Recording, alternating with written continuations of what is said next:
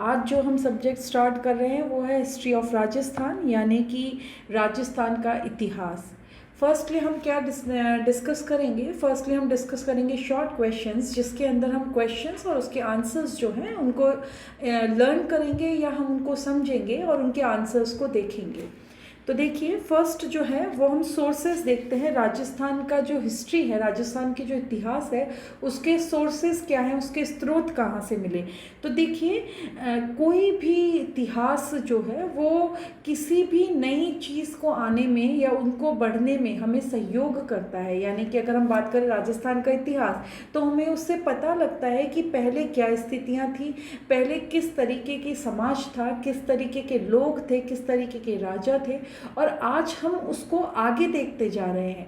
तो जो पीछे की जो बातें हैं या जो बीत चुका है उसे हम इतिहास मानते हैं, और आज जो हम देख रहे हैं वो उसके सोर्सेज देख रहे हैं, स्रोत देख रहे हैं कि हमें राजस्थान का इतिहास कहाँ से पता लगता है। किन्हीं किताबों से पता लगता है, किन्हीं ने उनको लिखा है उनके द्वारा पता लगता है, लेखक द्वारा पता लगता है, कवियों द्वारा पता लगता है। तो वो सब जो हैं वो अभी हम शॉर्ट क्वेश्चंस के तौर पर देखेंगे। फर्स्ट क्वेश्चन है, राजस्थान थ्रू द एज भाग फर्स्ट और भाग सेकंड के लेखक कौन है, यानी कि ये जो बुक है वो किसने लिखी है। तो देखिए, राजस्थान थ्रू द एज भाग फर्स्ट जो है उनके लेखक हैं दशरथ शर्मा, यानी कि फर्स्ट पार्ट को किसने लिखा है? दशरथ शर्मा ने। और जो सेकंड पार्ट है उनके लेखक कौन है? गोपीनाथ शर्मा। यानी कि राजस्थान थ्रू द एजेस के फर्स्ट पार्ट के जो राइटर हैं वो हैं दशरथ शर्मा, और जो दूसरा पार्ट है उनके हैं आपके गोपीनाथ शर्मा। सेकंड क्वेश्चन है, राजपूताना का अबुल फजल किसे कहा गया है। तो देखिए, अबुल फजल एक बहुत बड़े लेखक थे, हम कह सकते हैं। उन्होंने बहुत अच्छी अच्छी पुस्तकें लिखी हैं, उन्होंने अपनी एक कवि के तौर पर उन्होंने अपनी बातें बताई हैं। तो देखिए, मुंशी देवी प्रसाद द्वारा राजपूताना का अबुल फजल जो है वो मोहनोत नैन्सी को बोला गया है। तो देखिए, जो राजपूताना का अबुल फजल है वो नाम किसने दिया है? वो नाम दिया है मुंशी देवी प्रसाद ने। किसको दिया है? मोहनोत नैन्सी को दिया है। तो इस तरीके से क्या है कि मुंशी देवी प्रसाद ने राजस्थान का अबुल फजल मोहनोत नैन्सी को बोला है। नेक्स्ट हम देखते हैं हेमरत्न सूरी।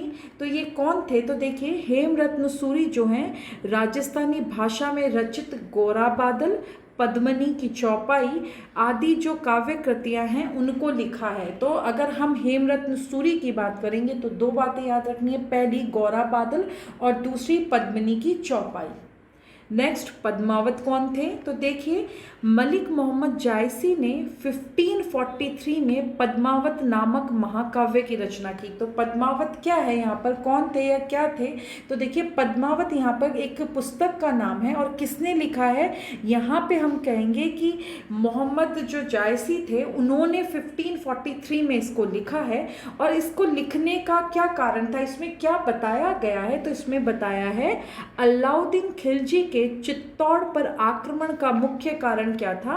राजा रतन सिंह की रानी पद्मिनी को प्राप्त करने की लालसा बताया गया। ये बताया गया कि अलाउद्दीन खिलजी ने जो चित्तौड़ पर आक्रमण किया उसका कारण क्या था कि जो वहाँ के राजा थे, राजा रतन सिंह जो थे, उनकी पत्नी जो थी पद्मिनी, वो बहुत सुंदर बताई जाती थी कि वो बहुत सुंदर थी, और उस सुंदरता के कारण ही जो अलाउद्दीन खिलजी है उन्होंने चित्तौड़ पर आक्रमण किया था। उस लेखक और पुस्तक का नाम बताइए जिसमें रानी पद्मिनी की कहानी का उल्लेख मिलता है। यानी कि रानी पद्मिनी का उल्लेख किस पुस्तक में मिलता है? तो वो पुस्तक का नाम है मलिक मोहम्मद जायसी की पद्मावत में। यानी कि पद्मावत जो किताब है वो मलिक मोहम्मद जायसी ने लिखी थी। किसके लिए लिखी थी? पद्मिनी के लिए लिखी थी। और रानी पद्मिनी की जो कहानी है वो इसमें पूरी बताई गई है। घोसुंडी अभिलेख का महत्व क्या है? तो देखिए, अभिलेख होता है जिसपे कि कुछ लिखा हुआ होता है, तो उसका इम्पोर्टेंस क्या है? घोसुंडी वाला जो अभिलेख है उसकी क्या वैल्यू है, उसकी क्या इम्पोर्टेंस है, उसका क्या महत्व है? तो देखिए, इस लेख के अनुसार राजस्थान में द्वितीय शताब्दी ईसा पूर्व में वैष्णव धर्म का प्रभाव था। इसमें लिखा गया है कि जो द्वितीय शताब्दी से ईसा पूर्व यानी पहले कौन सा धर्म प्रभावी था? वैष्णव धर्म प्रभावी था। और यहाँ पे कृष्ण और संकर्षण की पूजा किए जाने के उल्लेख मिलते हैं। देखिए, संकर्षण जो हैं वो कृष्ण के भाई भी थे, बलदेव जी। और अगर हम बात करेंगे तो वैष्णव धर्म को जो मानते थे वो भी संकर्षण कहलाते थे। तो हम कह सकते हैं कि घोसुंडी अभिलेख है उसमें बताया गया है कि जो कृष्ण की पूजा के बारे में और जो संकर्षण यानी कि या तो कृष्ण के जो भाई थे उनके बारे में या फिर जो वैष्णव धर्म को मानते थे उनके बारे में इसके अंदर बताया गया है। और इसमें क्या बोला है कि द्वितीय शती ईसा पूर्व में भागवत धर्म का प्रचार, संकर्षण और वासुदेव की मान्यता और अश्वमेध यज्ञ का प्रचलन आदि से है। और इसी के साथ इसमें बताया गया कृष्ण के बारे में, संकर्षण के बारे में और साथ में वासुदेव जी के बारे में बताया गया। और उसी के साथ क्या बोला गया कि अश्वमेध यज्ञ जो है एक राजा अपनी ख्याति के लिए करते थे उसके बारे में इसके अंदर बताया गया है। नेक्स्ट है राज प्रशस्ति की विवेचना कीजिए। तो राज प्रशस्ति क्या है? तो देखिए राज प्रशस्ति में बापा से लेकर राजस्थान तक के शासकों की वंशावली व उपलब्धियों का वर्णन है। राज प्रशस्ति भी लिखी हुई होती है, उसमें किसके बारे में बताया गया? तो देखिए बापा रावल से लेके बापा से लेकर आपने उसमें राज सिंह तक की सारी वंशावली यानी कौन कौन से उनके वंश थे, उनके पिता पुत्र, उनकी सबकी इसमें आपने उपलब्धियां बता रखी है कि उन्होंने क्या क्या अचीवमेंट किए थे वो बताया है। इसमें महाराणा अमर सिंह द्वारा मुगलों से की गई संधि यानी कि जो महाराणा अमर सिंह थे उन्होंने जो मुगलों से संधि की थी उसके बारे में भी क्या किया गया, इसमें उल्लेख किया गया है। और संस्कृत में उत्कीर्ण यह प्रशस्ति 1676 में महाराजा राज सिंह द्वारा राजसमंद झील की 9 चौकी पाल पर स्थापित कराई गई थी। तो ये प्रशस्ति जो है वो कहाँ पर स्थापित है? तो राजसमंद झील की जो 9 चौकी की पाल है, उनका जो किनारा है वहाँ राजसमंद की जो 9 चौकी झील है वहाँ पर क्या किया गया है, उस 9 चौकी पाल पर उसे क्या किया गया है, वहाँ पर उसे स्थापित किया गया है। गौरी शंकर हीराचंद ओझा। तो देखिए मरु प्रदेश के प्रसिद्ध इतिहासकार थे गौरी शंकर ओझा। इनमें इन्होंने क्या किया था, राजपूताने के इतिहास की रचना की जो आज भी सटीक मानी जाती है। यानी जो राजपूताना था उसका जो इतिहास इन्होंने लिखा वो बहुत अच्छे से लिखा, जिससे कि हम मानते हैं कि आज जो वर्तमान समय में अगर हम उसे पढ़ेंगे तो हम उसे बिल्कुल सही मानेंगे, सटीक मानेंगे कि उन्होंने बिल्कुल सही चीज़ों का वर्णन उसके अंदर किया है। और 1908 में उनको भारत सरकार ने अजमेर स्थित राजपूताना म्यूजियम नामक पुरातत्व संग्रहालय का अध्यक्ष नियुक्त किया था। 1908 में भारत सरकार ने उन्हें जो अजमेर के अंदर संग्रहालय बनाया गया है उसके अंदर उन्होंने उसका अध्यक्ष जो है भारत सरकार ने उनको नियुक्त किया था। और 1911 में उन्होंने क्या किया था, सिरोही राज्य का इतिहास प्रकाशित किया था। तो 1911 में उन्होंने क्या किया, उन्होंने सिरोही जो थी वहाँ का जो इतिहास था उसे पब्लिश किया था। नेक्स्ट हम देखते हैं ख्यात से क्या आशय है। तो देखिए वे ग्रंथ जिनमें राजवंशों की पीढ़ियाँ, उनके जन्म मरण की तिथियाँ लिखी हुई होती हैं, विशेष घटनाएं होती हैं, वंश के लिए ख्यात लिखी गई जिसमें व्यक्ति विशेष के जीवन संबंधी विवरण होते हैं, ख्यात कहलाते हैं। ख्यात होता है किसी पर्टिकुलर वंश जो है उसकी उपलब्धियाँ बताना, उनकी विशेषता बताना, उनका वर्णन करना, उनकी डिटेल में बताना और पर्टिकुलर स्पेसिफिक पर्सन के बारे में सारी चीज़ें बताना। तो वो सब जिसमें लिखा होता है वो ख्यात कहलाती है। तो इसमें राजवंशों की पीढ़ियाँ, उनके जन्म मरण की तिथियाँ, उसमें सारी डिटेल रहती है, उसे ही हम ख्यात कहते हैं। नेक्स्ट क्वेश्चन है 3 ख्यात लेखक और उनकी रचनाएं। यानी यहाँ पे आपको ख्यात लेखकों के भी नाम लिखने और उनकी रचनाएं भी बतानी है। तो देखिए पहले आपके हैं मोहनोत नैणसी। तो मोहनोत नैणसी ने क्या लिखा था, तो उन्होंने नैणसीरी ख्यात लिखी थी। और फिर आपका लिखा उन्होंने मारवाड़ा परगनारी विगत। ये 2 उन्होंने अपनी तरफ से लिखी हुई उनकी प्रकाशित किए हुए हम कह सकते हैं एक ऐसी एक पुस्तक है जिनमें उन्होंने नाम दिया, एक तो नैणसीरी ख्यात यानी उन्होंने अपने नाम से ही दिया मोहनोत नैणसी, और दूसरा उन्होंने दिया मारवाड़ा परगनारी विगत। उसके बाद हम देखते हैं दयाल दास। तो दयाल दास ने अपनी जो ख्यात लिखी उन्हें नाम दिया दयाल दासरी ख्यात। और फिर हम बात करते हैं बाकी दास। तो बाकी दास जी ने भी अपना ही नाम दिया और उन्होंने बोला बाकी दासरी ख्यात। तो मोहनोत नैणसीरी ख्यात, दूसरी दयाल दासरी ख्यात और तीसरा हो गया बाकी दासरी ख्यात। अब हम देखते हैं कोई 4 सुप्रसिद्ध ख्यातों के नाम लिखिए। यहाँ पर सिर्फ ख्यातों के नाम लिखने, यहाँ पे रचनाकार का नाम हमें लिखना नहीं है। तो पहला आपका हो गया बाकी दासरी ख्यात, दूसरा दयाल दासरी ख्यात, तीसरा हो गया मुंडियार ख्यात और चौथा आपका हो गया नैणसी ख्यात। आप इसमें मारवाड़ परगना विगत भी डाल सकते हैं। तो इस तरीके से 5 हो गई। पहला आपका बाकीदास ख्यात, दूसरा दयालदास ख्यात, तीसरा मुंडियार ख्यात, चौथा आपका हो गया नैणसी ख्यात और चौथा हो गया, पांचवा आपका हो गया मारवाड़ परगना विगत। ये पांचों क्या हैं? ये ख्यात हैं या फिर हम कह सकते हैं सुप्रसिद्ध ख्यात हैं, जिन्हें कि एक इतिहास को जानने वाला व्यक्ति जो है सामान्य तौर पर उनको ये नाम जो है, ये ख्यात के नाम है, वो सुने हुए अवश्य होंगे। मोहनोत नैणसी के बारे में आप क्या जानते हैं? मोहनोत नैणसी जो है वो जोधपुर के जो नरेश थे उनके बहुत अच्छे लेखक थे। वहाँ उनके दरबार में वो रहते थे।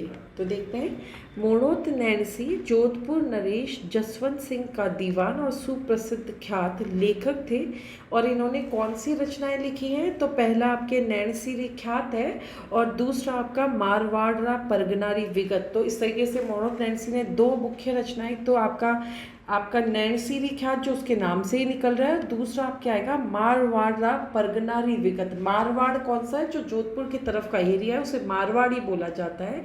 और वो जोधपुर जो नरेश थे उन्हीं के दरबार में थे, इसीलिए उन्होंने कौन सा लिखा? मारवाड़ परगना विगत। बाकीदास ख्यात क्या है? तो देखिए, बाकीदास की जो ख्यात है वो राजस्थानी गद्य में लिखी गई है और इसमें किस किस का वर्णन है, किस किस का इतिहास बताया गया। तो देखिए, इसमें चौहान हाड़ा का बताया है, गहलोत राठौड़ वंशी राजाओं के इतिहास का वर्णन है। जो भी राजपूतों में चौहान हो गए, हाड़ा हो गए, गहलोत हो गए, राठौड़ हो गए, उनके बारे में इसमें बताया गया है। किसमें? बाकीदास की ख्यात में। फिर है रणकपुर प्रशस्ति के ऐतिहासिक महत्व का उल्लेख कीजिए। तो देखिए, रणकपुर प्रशस्ति जो है वो महाराणा कुंभा की बूंदी, गागरोन, अजमेर, मांडलपुर, चाटसू, मंडोर, सारंगपुर, नागौर की विजय का उल्लेख करता है। तो महाराणा कुंभा ने जो बूंदी पे, गागरोन पे, अजमेर पे, चाटसू पे आपके और मंडोर जो आपका है और उसके अलावा सारंगपुर है, नागौर है, इन पे जो विजय प्राप्त की थी उनका उल्लेख जो है वो हमें रणकपुर प्रशस्ति में मिलता है। ये कब का है? ये आपके विक्रमी संवत 1496 का है और ये अभी कहाँ पर लगा हुआ है? तो ये रणकपुर का जो जैन मंदिर है उसके चौमुख मंदिर में लगा हुआ है। जो रणकपुर जैन मंदिर है रणकपुर में, वहीं पर ये लगा हुआ है। अब बात करते हैं हर्षनाथ की प्रशस्ति। तो देखिए, हर्षनाथ सीकर के मंदिर की यह प्रशस्ति 1973 ईस्वी की है और इसमें चौहान के वंश क्रम का उल्लेख है। तो हर्षनाथ की पहाड़ियाँ भी सीकर की तरफ ही हैं। तो हर्षनाथ जो है वो जो है मंदिर की यह प्रशस्ति है जिसके अंदर सिर्फ चौहान वंश क्रम है, उन्हीं की ही बात की गई है। फिर आपके आता है दिलवाड़ा के मंदिर कहाँ स्थित है और किस धर्म से संबंधित है। तो देखिए, दिलवाड़ा के मंदिर माउंट आबू में स्थित है और ये किससे संबंधित है? जैन धर्म से संबंधित हैं। बिजोलिया शिलालेख का क्या महत्व है? तो देखिए, बिजोलिया शिलालेख सांभर और अजमेर के चौहान वंश के शासकों की उपलब्धियों के बारे में जानकारी देता है। तो सांभर और अजमेर जो उसी तरफ, एक ही तरफ आते हैं, वहाँ के जो चौहान वंश थे उनकी जो उपलब्धियाँ थी उनके बारे में बताता है और हमें 12वीं शताब्दी के राजस्थान के जनजीवन, धार्मिक और राजनीतिक स्थिति बताता है। और मतलब ये चौहान वंश के बारे में तो बताता ही है, साथ में 12वीं शताब्दी के समय राजस्थान की जनजीवन यानी कैसे लोगों की क्या स्थिति थी, धार्मिक कैसी स्थिति थी, राजनीतिक स्थिति क्या थी, ये भी हमें बिजोलिया शिलालेख से पता लगती है। कर्नल जेम्स टॉड कौन थे? या फिर हम कह सकते हैं कि कर्नल जो जेम्स टॉड थे, इन्होंने जो पुस्तक लिखी थी उस पुस्तक का नाम क्या है? तो देखिए, कर्नल जेम्स टॉड राजस्थान के प्रसिद्ध इतिहासकार थे और इन्होंने जो पुस्तक लिखी वो थी annuls and antiquities of Rajasthan. इस नाम की पुस्तक इन्होंने लिखी थी। इस पुस्तक में क्या बताया? इन्होंने राजपूताना की भौगोलिक स्थिति बताई, राजपूत की क्या क्या वंशावलियाँ थी वो बताई उन्होंने, मेवाड़, मारवाड़, बीकानेर, जैसलमेर, आमेर, हाड़ौती आदि के इतिहास का वर्णन किया। तो इस तरीके से कर्नल जेम्स टॉड ने राजस्थान के बारे में बताया और राजस्थान की भौगोलिक स्थिति बताई, राजपूतों की वंशावली बताई, मेवाड़, बीकानेर, मारवाड़, जैसलमेर, आमेर, हाड़ौती, उन सब के बारे में जो इतिहास था उसका वर्णन भी हमें कर्नल जेम्स टॉड की पुस्तक में मिलता है। सूर्यमल मिश्रण और उनके वंश भास्कर। तो देखिए, सूर्यमल मिश्रण बूंदी नरेश राम सिंह के दरबारी कवि थे। तो सूर्यमल मिश्रण किसके दरबारी कवि थे? बूंदी नरेश राम सिंह के थे और उन्होंने वंश भास्कर नामक ऐतिहासिक ग्रंथ की रचना की थी। और इसमें बूंदी राज्य का आपको विस्तृत यानी पूरा डिटेल में वर्णन मिलता है और राजपूताना के राज्यों का संक्षिप्त विवरण मिलता है। यानी बूंदी का तो उन्होंने पूरा डिटेल में बताया था और जो राजपूताना के और राज्य थे उनके बारे में शॉर्ट में उन्होंने उसमें बताया हुआ है। वकील रिपोर्ट्स क्या है तो देखिए, मुगल दरबार में प्रत्येक राजपूत नरेश अपना एक वकील यानी अपना प्रतिनिधि भेजता था और वह शासक को मुगल दरबार की गतिविधियों के बारे में लिखता रहता था कि मुगल दरबार में आज ये हुआ। तो जो शासक था उसको ये पता रहता था कि मुगल दरबार में क्या चल रहा है, तो इसीलिए एक एक व्यक्ति की नियुक्ति वहाँ पर प्रतिनिधि के तौर पर की गई थी। सर्वाधिक प्रसिद्ध ख्यात लेखक और उसकी रचनाओं का वर्णन कीजिए। तो देखिए, सर्वाधिक जो प्रसिद्ध ख्यात लेखक है वो कौन है, आपके मोहनोत नैणसी हैं। और इनकी जो दो ख्यात है वो है एक तो आपके नैणसीरी ख्यात और दूसरी मारवाड़रा परगनारी विगत। हम बात करते हैं ओसिया। तो देखिए, ओसिया जोधपुर के पास में स्थित है और ओसिया में माता का मंदिर बना हुआ जो कि बहुत विश्व प्रसिद्ध है। और ओसिया का उल्लेख जो है वो नामी नंदन जिनोदार प्रबंध ग्रंथ में मिलता है। कौन से में? नामी नंदन जिनोदार ग्रंथ में आपको इसका उल्लेख मिलता है। सिक्कों के ऐतिहासिक महत्व को बताइए। तो देखिए, सिक्कों से क्या पता लगता है हमें? तत्कालीन राजनीतिक स्थिति पता लगती है, सामाजिक स्थिति, धार्मिक और आर्थिक स्थिति, किस तरीके के सिक्के थे, तांबे के थे या किस तरीके के सिक्के चलते थे, उससे वहाँ की धार्मिक, राजनीतिक आपको और सांस्कृतिक और कह सकते हैं आर्थिक स्थिति पता लगती थी। और सिक्कों के माध्यम से शासकों का वंशक्रम निर्धारित किया जा सकता था, यानी आपको पता रहता था ये इसके बाद आया, इसके बाद आया। क्यों? क्योंकि सिक्कों पे वो चीज़ कह सकते हैं उल्लेखित होती थी, लिखी हुई होती थी। आहत मुद्राएं या सिक्के क्या है? तो देखिए, पुरातात्विक दृष्टि से प्राचीनतम सिक्कों को आहत, पंचमार्क या चिन्हित सिक्के कहा जाता है। जितने पुराने हैं उनको आहत, पंचमार्क या फिर आप चिन्हित सिक्के कहते हैं। और राजस्थान में पंचमार्क और आहत सिक्के कहाँ पे मिले हैं? टोंक में मिले हैं, गुरारा सीकर में मिले हैं, नगरी चित्तौड़गढ़, नूह भरतपुर, बैराठ, सांभर, इस्लामपुर, जसंतपुर यानी जयपुर में यहाँ पर ये सिक्के मिले हैं। तमंचा शाही मुद्रा। तो देखिए, एक मुद्रा का प्रकार है जिसमें था कि धौलपुर विरासत में तमंचाशाही सिक्के जो थे वो प्रचलन में थे। तो जो तमंचा शाही मुद्रा है वो एक मुद्रा का नाम रखा गया था जो कहाँ पे प्रचलित थे, जो कि धौलपुर विरासत जो थी उसमें उपयोग में लिए गए थे।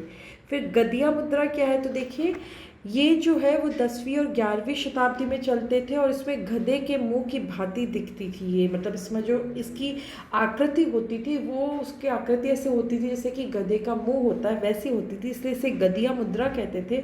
और ये कहाँ पे प्रचलन में थी? तो देखिए, मेवाड़ क्षेत्र से हूणों द्वारा प्रचलित चांदी व तांबे की गदिया मुद्रा प्राप्त हुई है। यानी कि मेवाड़ से हूण जो थे, एक जातीय पर्टिकुलर एक वंशज है उनका नाम है, उनके द्वारा चांदी और तांबे में ये प्राप्त हुए हैं। राजस्थान में राज्य अभिलेखागार का मुख्यालय कहाँ स्थित है? तो देखिए, राजस्थान में राज्य मुख्यालय जो है अभिलेखागार का वो बीकानेर के अंदर स्थित है। यानी कि मेन मुख्यालय कहाँ पर बनाया गया है इसका? बीकानेर।